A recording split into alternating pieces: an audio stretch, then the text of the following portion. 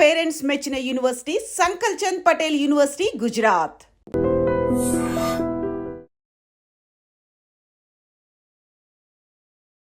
Welcome to I Dream. నా పేరు లుంపిని.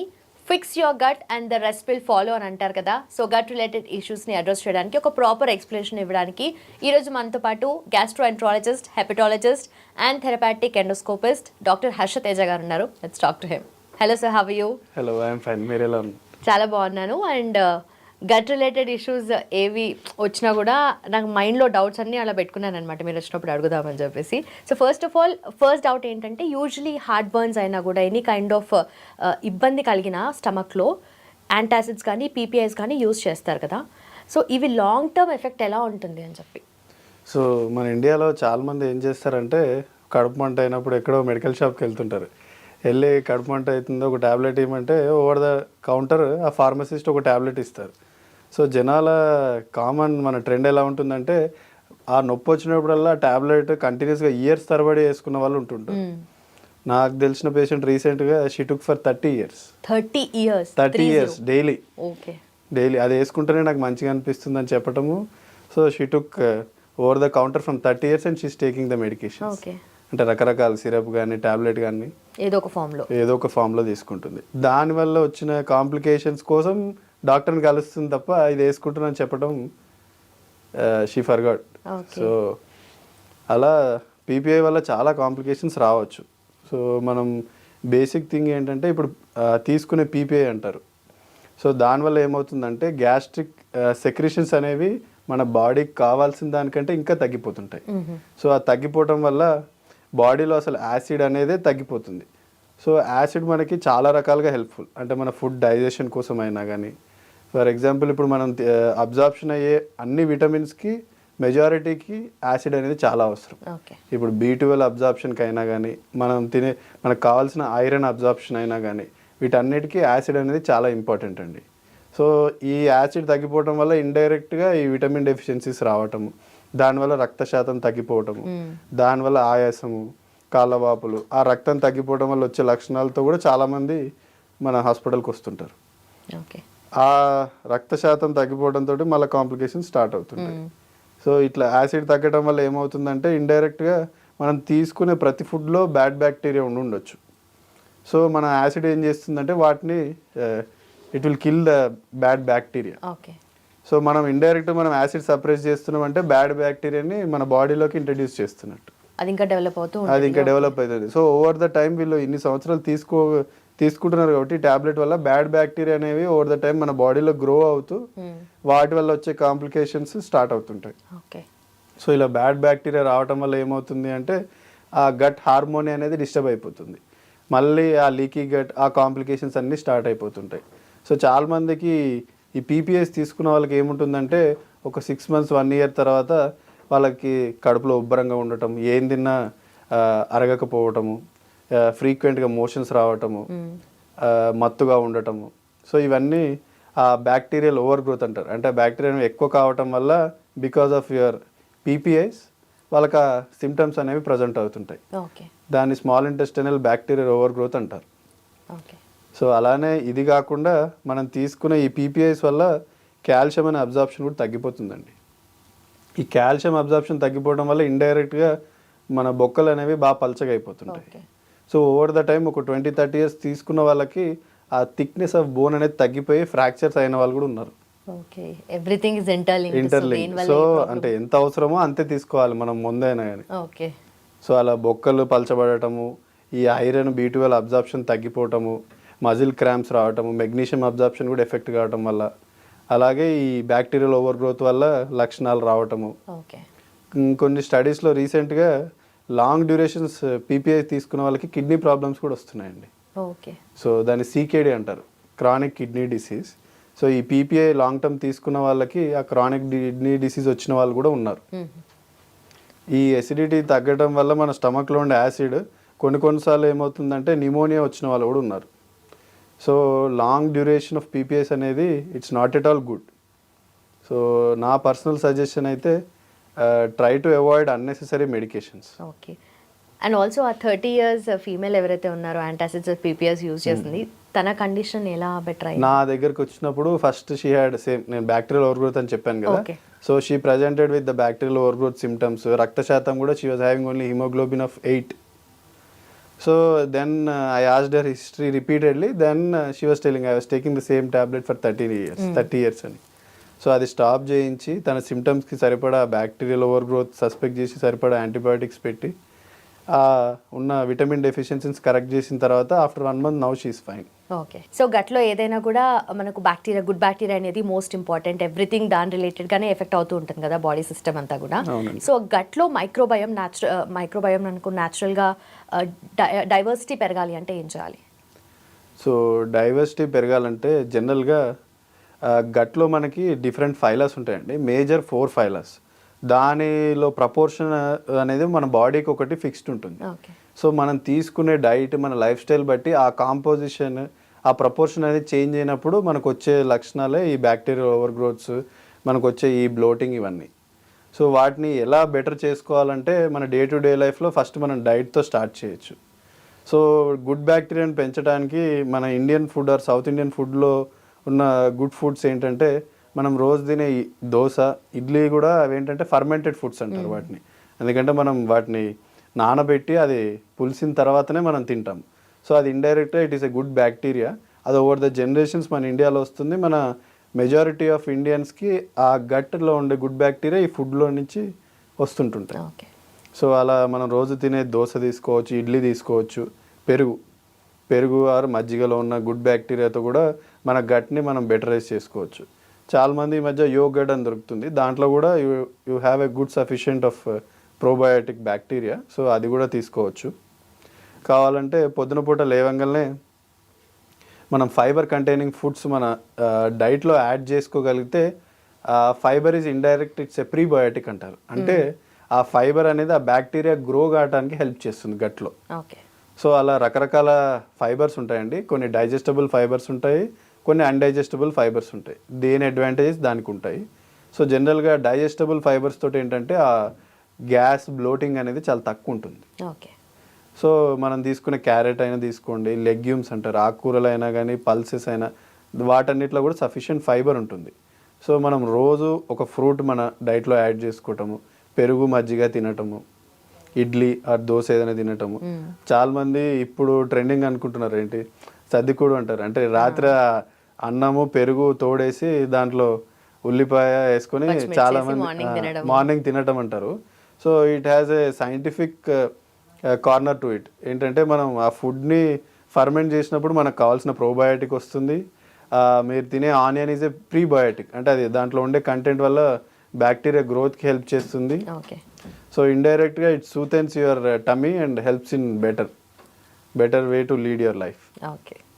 And also ఈ మధ్య any kind of obviously processed ఫుడ్లో మనకు ఆర్టిఫిషియల్ స్వీట్నర్స్ కానీ ఆ ప్రిజర్వేటివ్స్ కానీ ఉంటాయి కదా. సో మన గట్ హెల్త్ని ఎలా ఎఫెక్ట్ చేస్తుంది అంటే, డెఫినెట్లీ బ్యాడ్ ఎఫెక్టే ఉంటుందని తెలుసు, బట్ ఎలా ఎఫెక్ట్ చేస్తుంది అండ్ అది లాంగ్ డ్యూరేషన్ వరకు అలానే ఉంటే ఎలా ఉంటుంది రిజల్ట్? సో అంటే ఇప్పుడున్న జనరేషన్లో ద ప్రాబ్లమ్ ఈజ్ దట్, అంటే మనం ఆ ప్యాకెట్ ఇచ్చే యాడ్నే చూస్తుంటారు అందరూ.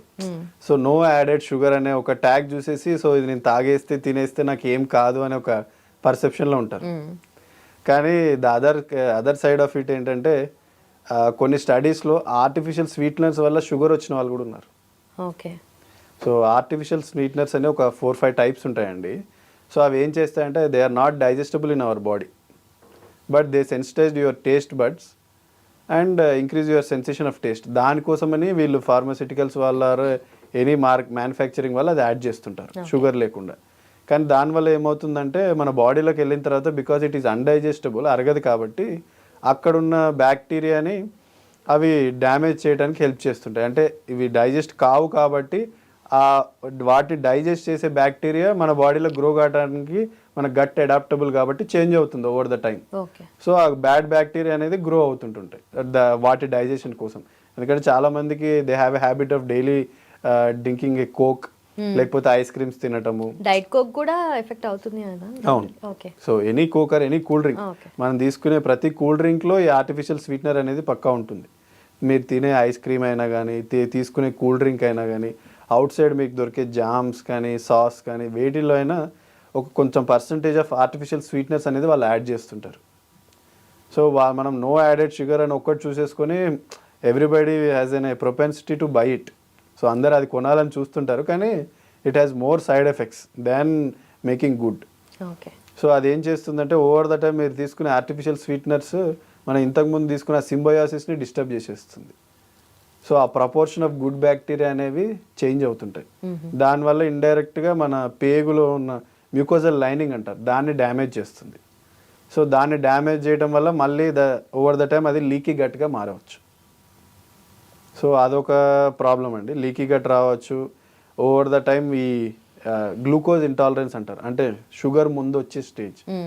సో ఈ ఆర్టిఫిషియల్ స్వీట్నర్స్ వల్ల గ్లూకోజ్ ఇంటాలరెన్స్ రావచ్చు. ఈ గుడ్ బ్యాక్టీరియా డిస్టర్బెన్స్ వల్ల బ్యాక్టీరియల్ ఓవర్ గ్రోత్ అయ్యి మళ్ళీ దాని లక్షణాలు రావచ్చు. Okay okay. సో మనకు చేసే గుడ్ కంటే ఆర్టిఫిషియల్ స్వీట్నర్ వల్ల బ్యాడే చాలా ఎక్కువ అండి. Okay. So try to avoid drinking or eating processed foods which are have an added artificial sweeteners. Okay. And also glucose intolerance గురించి చెప్తున్నారు కదా, యూజువలీ ఏదైనా ఎనీ కైండ్ ఆఫ్ ఫుడ్ కొంతమందికి పడదు, ఇంటాలరెంట్ ఉంటారు, కొంతమందికి ఫుడ్ అలర్జీ కూడా ఉంటుంది. అంటే దీని మధ్య డిఫరెన్స్ ఏముంటుంది? ఫుడ్ ఎలర్జీ అంటే వాళ్ళు తీసుకున్న వెంటనే ఒక అర్ధగంట కానీ గంట కానీ ఏమవుతుందంటే వాళ్ళకి వామిటింగ్స్ అవ్వటము, లేకపోతే మోషన్స్ అవ్వటము, ర్యాషెస్ లాగా రావటము, అలాగా. కొంతమందికి ఫిష్ ఎలర్జీ అంటారు. సో వాళ్ళకి ఫిష్ తినగానే వాపులు రావటము, గొంతు మొత్తం ఉబ్బిపోవటము, ఆయాసం రావటము, కొంతమందికి వంకాయ కూడా పడదు. సో అది ఫుడ్ ఎలర్జీ అంటారంట. అంటే వాళ్ళకి ఆ లక్షణాలు అనేవి వెంటనే వచ్చేస్తాయి. ఫుడ్ ఇంటాలరెన్స్ అంటే వాళ్ళకి దానివల్ల కాంప్లికేషన్స్ రాకపోవచ్చు, కానీ మనం ఇప్పుడు లాక్టోస్ ఇంటాలరెన్స్ అని మాట్లాడుకుంటాం కదా. సో చాలా మందికి మిల్క్ ప్రోడక్ట్స్ తీసుకున్నప్పుడు పొట్ట ఉబ్బరం కావటము, మోషన్స్ అవ్వటము, చాలా డిస్కంఫర్ట్గా ఫీల్ అవుతుంటారు. ఎందుకంటే అది వాళ్ళకి అరగదు కాబట్టి. ఆ లాక్టేజ్ అనే ఎంజైమ్ మన బాడీలో ఆ ద్రవాల్లో అది రాదు, దానివల్ల అది అరగకపోవడం వల్ల వాళ్ళకి లక్షణాలు రావచ్చు. So that is the difference between allergy and intolerance. Okay. So A food పడదు ఏంటనేది మనకు తెలుస్తుంది, బట్ కొన్ని టెస్ట్ కూడా ఉంటాయి అంటారు కదా దానికి. అవునండి. ఓకే. యా. అండ్ ఆల్సో కొంతమంది ఒకేషనల్గానే తాగుతున్నాం కదా అని చెప్పేసి కొంతమంది ఆల్కహాల్ తీసుకుంటూ ఉంటారు కదా.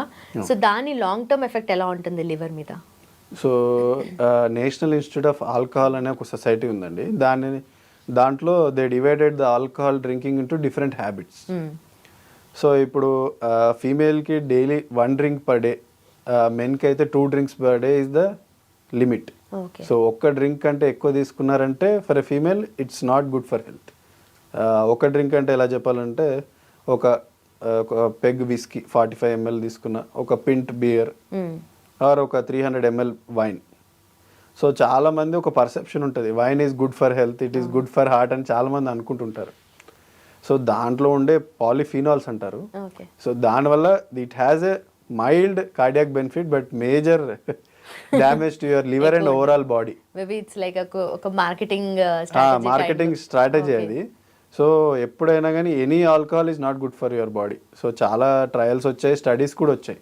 సో ఆల్కహాల్ వల్ల మన బాడీకి డ్యామేజ్ తప్ప no benefit you'll have. Okay.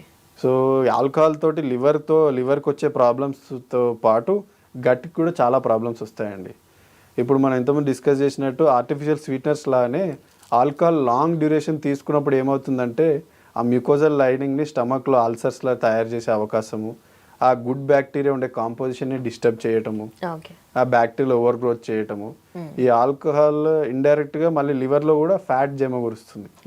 అది ఎలా అంటే ఈ గట్ని డ్యామేజ్ చేసి ఆ లీకీ గట్ క్రియేట్ చేస్తుంది. దానివల్ల బ్యాక్టీరియా అనేవి బ్లడ్ స్ట్రీమ్లోకి ఎంటర్ అయ్యి అన్ని ఆర్గన్స్ని ఎఫెక్ట్ చేస్తాయి. దాన్ని ఆల్కహాల్ ఇండ్యూస్డ్ టాక్సీమియా అంటారు. అంటే మనం తీసుకునే ఆల్కహాల్ వల్ల ఆ డ్యామేజ్ అయిన పేగు వల్ల ఆ పూత నుంచి ఈ బ్యాక్టీరియా అనేవి బాడీలోకి వెళ్ళి రకరకాల కాంప్లికేషన్స్ క్రియేట్ చేస్తాయండి. సో మేజర్గా ఆల్కహాల్ ఎఫెక్ట్ చేసేది 2 ఆర్గన్స్, మేజారిటీ 70% లివర్, ప్యాంక్రియాస్ని కూడా చాలామందికి ఎఫెక్ట్ చేస్తుందండి అది. ఓకే.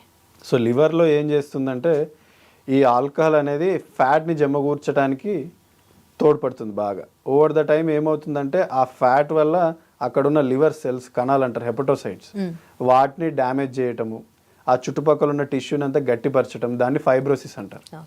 సో ఈ ఫైబ్రోసిస్ అనేది ఓవర్ ద టైమ్ మొత్తం లివర్ అంతా ఎక్స్టెండ్ అయ్యి మొత్తం గట్టిపడిపోయి దాన్ని సిరోసిస్ అంటారంటే. సో అది ఇర్రివర్సిబుల్ స్టేట్. అంటే ఇంకా లివర్ ఫంక్షన్ అనేది మెజారిటీ 90% పనిచేయనప్పుడు దాన్ని సిరోసిస్ అంటారు. సో ఇండియాలో సగం ఆల్కహాల్ తీసుకునే వాళ్ళకి మనం చూసే major complication cirrhosis. Okay okay. So liver గట్టిపడటం వల్ల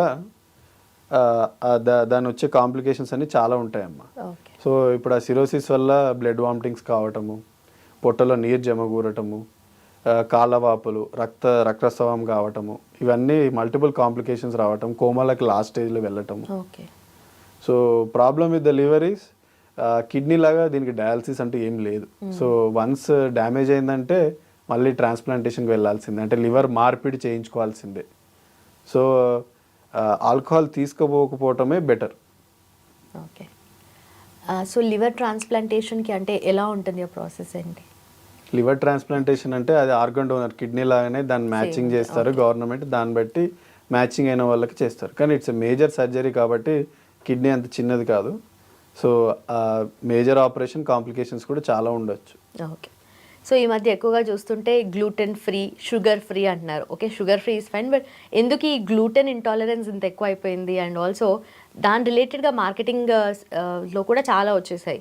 సో ఇది ఫ్యాడ్ అనుకోవచ్చా, జస్ట్ ఈ టైం బీయింగ్ కోసం అనుకోవచ్చా, లేదంటే ఎపిడమిక్ లాగా అనుకోవచ్చా? నా ఒపీనియన్ అయితే ఈ గ్లూటెన్ ఎపిడమిక్ అనేది ఇట్స్ ఎ ఫాల్స్ అండి.